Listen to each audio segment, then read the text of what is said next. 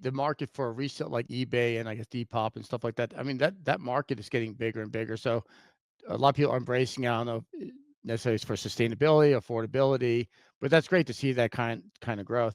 And it's interesting because it's like anything else, and obviously I work with a lot of emerging designers. Like, do we really need another designer in the world? Like, there is so much fashion out there and clothing out there, and then yeah, it's really hard to wrap your arms around the whole thing. And it's interesting when I talk to designers or you look at their websites and like we believe in sustainable fashion, like unless it's really high quality garment that's gonna last a test of time, but at the end of the day, there's a shelf life.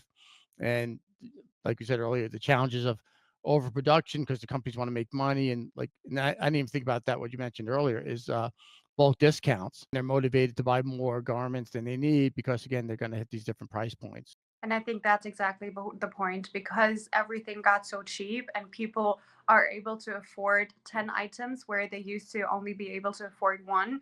That's how they are getting triggered, to be able to feel that richness. At the same time, they are getting poorer and poorer because they buy into stuff they don't actually need, So I feel like there's also a huge side of psychology.